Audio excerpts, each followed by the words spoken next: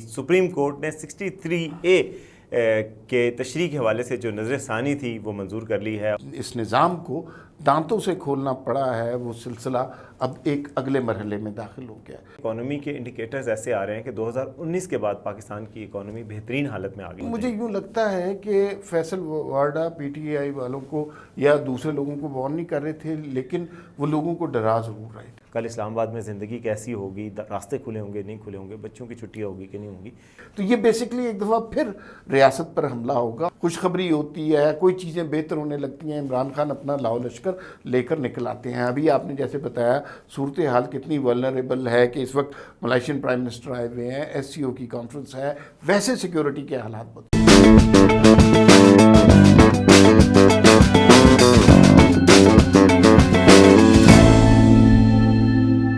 अस्सलाम वालेकुम, we talk के साथ मैं हूं वसीम अब्बासी। अम्मार मसूद साहब के साथ आज ब्रेकिंग न्यूज़ जी अभी आई है कि जी सुप्रीम कोर्ट ने 63A के तशरीह के हवाले से जो नज़र ثانی थी वो मंजूर कर ली है। और इसका मतलब ये है कि अब जो मुनहरिफ अरकान हैं वो वोट का हक़ इस्तेमाल कर सकते हैं। ये इसकी क्या एप्लीकेशंस होंगी इसके हवाले से बात करेंगे।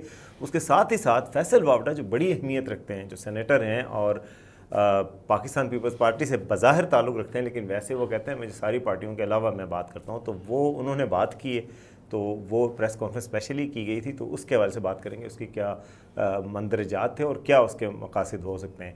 इसके अलावा इकॉनमी के हवाले से बात करेंगे। इकॉनमी के इंडिकेटर्स ऐसे आ रहे हैं कि 2019 के बाद पाकिस्तान की इकॉनमी बेहतरीन हालत में आ गई। आज भी स्टॉक मार्केट जनाब वो रिकॉर्ड तोड़ चुकी है हाईएस्ट पॉइंट का।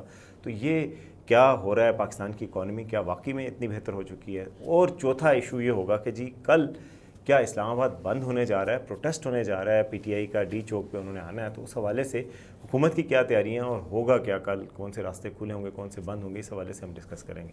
तो जी सबसे पहले मेरा ख्याल है आइनी तरमीम के हवाले से जो जी मेरे ख्याल बात हो रही है, आइनी तरमीम ही समझे, आर्टिकल 63 जो है उसने आइनी तरमीम का रास्ता हमवार कर दिया है, जो अब नज़र ثانی मंजूर हो गई है।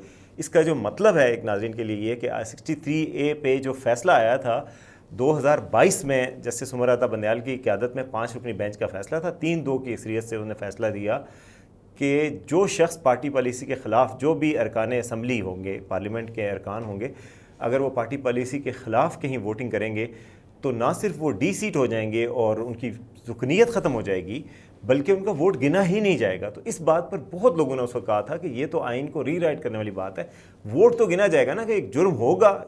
जैसे आज काजी साहब ने कहा कि सिग्नल कोई तोड़े ही ना और सोचे सिग्नल तोड़ने का और उसको चालान हो जाएगा क्या, तो तोड़ा ही ना हो। तो ये बात थी, उस पे नज़र ثانی की अपील दायर हुई, 2 साल बाद अब समाअत हुई और आज 4 दिन के बाद समाअत के बाद फैसला आया कि जी नज़र ثانی मंजूर। इसका मतलब है कि जो वो रीराइट आइन को किया गया था वो वापस कर दिया गया। अब ये होगा कि जो मुनहरिफ अरकान होंगे, जो पार्टी पॉलिसी के ख़िलाफ़ वोट देंगे, उनका वो डी सीट अभी भी होंगे, डिस्क्वालीफाई हो जाएंगे, लेकिन उनका वोट गिना जाएगा। और वोट गिनने की वजह से अब हुकूमत को 2/3 अक्सरियत शायद हासिल हो जाए कौमी असम्बली में। अच्छा वसीम भाई साहब, आज की समाअत के बाद यूँ लगता है कि वो जो गिरहें हाथों से लगाई गई थी, जिन्हें इस निज़ाम को दांतों से खोलना पड़ा है, वो सिलसिला अब एक अगले मरहले में दाखिल हो गया। मुझे यूँ लगता है कि वो जो 2011 से लेके अब तक एक हाइब्रिड निज़ाम इस मुल्क पर मुसल्लत करने की कोशिश की गई थी, आज उसकी कब्र में आखिरी ईंट भी लग गई है। अब वो सिलसिला ख़त्म हो गया। वो जो एक लाडले का तस्वुर था जिसके लिए अदालतें बैठती थी, और आप याद कीजिए 2014 में जो जावेद हाशमी साहब की धरने में तकरीर थी, उसके बाद पाकिस्तान की तारीख़ का सारा तसलसल देखिए, तो यूँ लगता है कि वो निज़ाम अब करवट बदल रहा है और अब पाकिस्तान तरक्की की जानिब गामज़न होगा। आपने बिल्कुल दुरुस्त फरमाया, अब आइनी तरामीम भी होंगी और इससे इकॉनमी भी बेहतर होगी, क्लैरिटी होगी, पॉलिटिकल स्टेबिलिटी होगी, इकनॉमिक स्टेबिलिटी होगी, लेकिन इसमें इंस्टेबिलिटी वाले फैक्टर्स अभी भी कायम रहेंगे। क्योंकि आज जो अली ज़फ़र साहब ने गुफ्तगू की है वो तहरीक इंसाफ के लोगों को एजिटेट करने के लिए की है कि हम बेंच हमारी मर्ज़ी का नहीं था, हम बाइकआउट कर रहे हैं। और फिर उन्होंने चीफ जस्टिस के सामने मेरे ख्याल में ये काफ़ी बड़ी बात उन्होंने की कि आप इस तरह जो है इस तरह तो आप हॉर्स ट्रेडिंग को प्रमोट कर रहे हैं। سپریم کورٹ میں اس طرح، اور قاضی فائز عیسیٰ نے اور باقی ججز، معزز ججز نے اس بات کو بہت برا مانا کہ انہوں نے کہا کہ اب تو توہین عدالت بھی لگ سکتی ہے تو اس پہ. لیکن یہ جو تھی یہ تحریک انصاف کے سپورٹرز کی کنزمپشن کے لیے یہ کامنٹ تھا.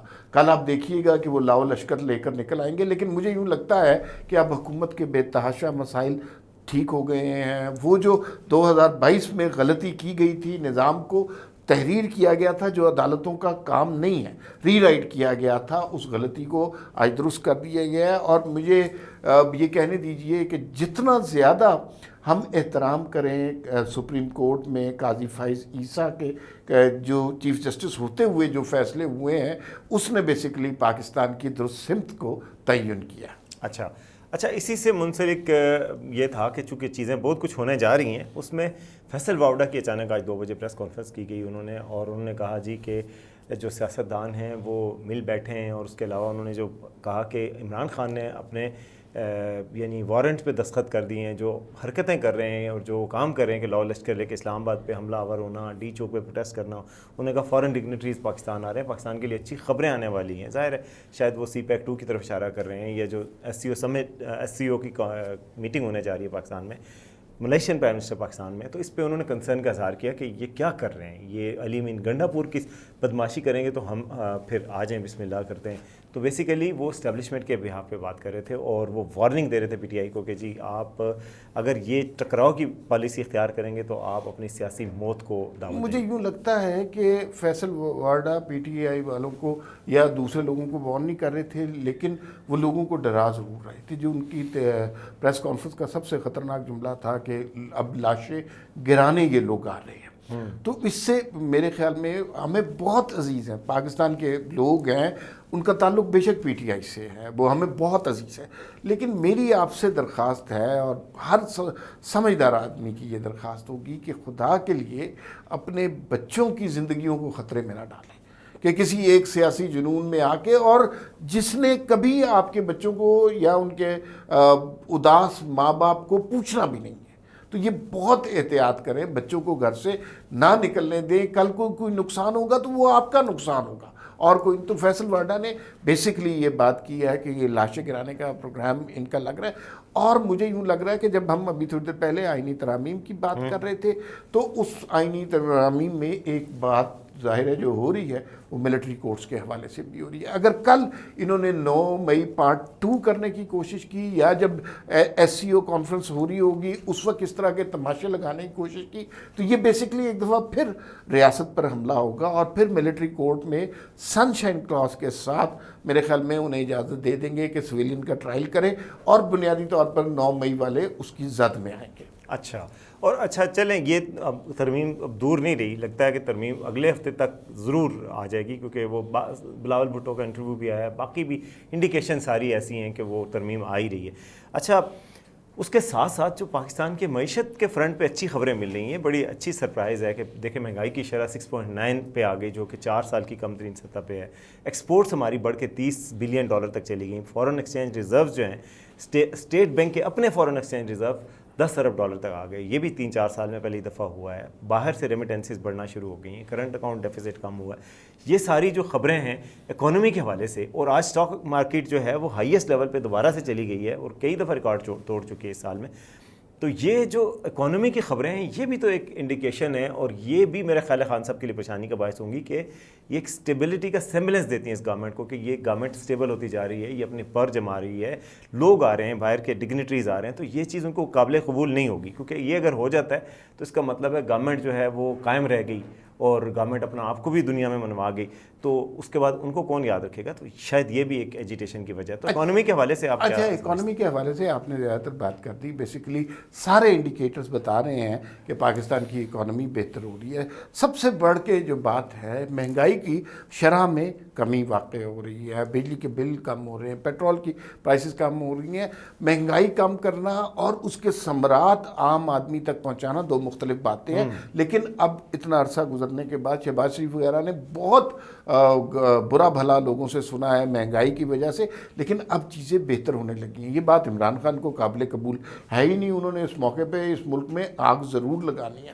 لیکن مجھے یوں لگتا ہے چونکہ ملٹری اسٹیبلشمنٹ، فیصل واڈا نے بھی SIFC کا ذکر کیا، اور پولیٹیکل گورنمنٹ دونوں مل کر اکانومی کی سٹیبلٹی پر کام کر رہی ہیں، تو میرے خیال میں اگر کوئی شر پسند عناصر اس کو روکنے کی، تباہ کرنے کی کوشش کریں گے تو وہ کامیاب نہیں ہوں گے. اگر یہ صرف ملٹری گورنمنٹ ہوتی تو پھر شاید کامیاب ہو بھی جاتے. اس وقت ملٹری گورنمنٹ اور پولیٹیکل گورنمنٹ ایک پیج پہ ہیں اکانومی کی سٹیبلٹی کے حوالے سے. تو مجھے یوں لگتا ہے کہ آنے والے دن پاکستان کے لیے خوش آئند خوشخبریوں کے دن ہوں گے، جہاں پر ہم دیکھیں گے کہ وہ جو سفر ہم نے چھوڑ دیا تھا ترقی کا، اور ہم لڑائی مار کٹائی جلاؤ گہراؤں میں لگ گئے تھے، ہم دوبارہ ایک دفعہ ترقی کی پٹڑی پر چڑھ جائیں گے. اچھا، اور آج کی آخری خبر، اس پٹڑی سے اتارنے کے لیے جو ہے ایک جلسہ ہو رہا ہے اور اسلام آباد میں احتجاج ہو رہا ہے ڈی چوک میں. اب ظاہر ہے ایک ڈگنیٹری آئے ہوئے ہیں تو ڈی چوک میں احتجاج میں تو اسے صحیح نہیں سمجھتا کہ آپ ایسے موقع پہ احتجاج کریں.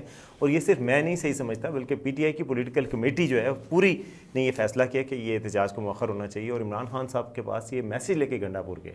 انہوں نے کہا نہ چل نہ، سوال ہی پیدا نہیں ہوتا، چاہے تمہیں 2 دن لگ جائیں اسلام آباد ضرور پہنچنا ہے، ڈی چوک پہنچو اور وہ کرو. تو اور چاہے اس میں کوئی خون خرابہ ہو، جیسے کہ فیصل واوڈا نے ابھی کہا ہے، ویسے وہ تو ان کی بات ہے، لیکن ویسے کہ خون خرابے کے تو امکانات ہوتے ہیں نا. پھر کوئی نہ کوئی خدا نہ خواستہ واقعہ ہو جائے، کسی طرف سے بھی ہو جائے. ایک چنگاری کی ضرورت ہوتی ہے جب مجمع بھی اور پولیس بھی ہو. تو وہ اس کی وجہ سے اسلام آباد میں بڑی اس وقت سراسیمگی سی پھیلی ہوئی ہے. لوگوں کو اندازہ نہیں ہے کہ کل کیا ہوگا، کل اسلام آباد میں زندگی کیسی ہوگی، راستے کھلے ہوں گے نہیں کھلے ہوں گے، بچوں کی چھٹیاں ہوگی کہ نہیں ہوں گی. اس حوالے سے آپ کا کیا خیال ہے؟ اچھا، میں آپ کو بتاؤں کہ جب یہ جو کیفیت ہے نا، یہ پاکستان میں بدقسمتی سے 2014 سے ہے.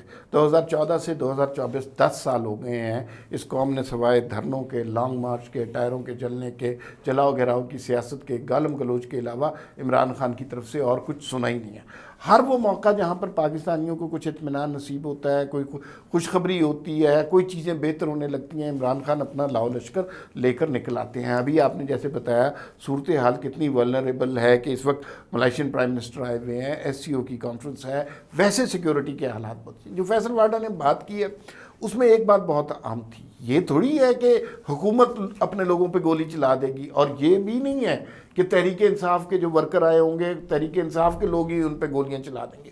اس طرح کے واقعات فساد پھیلانے کے لیے کوئی تیسری قوت، کوئی دشمن ملک فائدہ اٹھا سکتا ہے. مجمع میں کیا پتہ چلتا ہے کس نے گولی چلائی ہے، اور پھر اس سے وہ آگ لگے گی جو سارے ملک میں پھیل جائے گی. تو اس سے اجتناب کرنا چاہیے عمران خان کو. اگر سمجھتے ہیں کہ وہ سیاسی دھارے میں رہنا چاہتے ہیں، وہ مجرم کے طور پر، ایک انتشاری کے طور پر، ایک فتنے کے طور پر نہیں رہنا چاہتے، تو عمران خان صاحب کو چاہیے کہ اس وقت پیغام دیں کہ اس وقت حالات ایسے نہیں ہیں، میں اپنے ورکرز کو پرامن رہنے کا اعلان کا عندیہ دیتا ہوں. لیکن آپ کو پتہ ہے ایسا کبھی بھی نہیں ہوگا. عمران خان اور انتشار نہ پھیلائیں، یہ کیسے ہو سکتا ہے؟ بالکل جی. اسی نوٹ پہ میرا خیال ہے ہم ختم کرتے ہیں آج کا وی ٹاک. امید ہے آپ کو پسند آئے گا.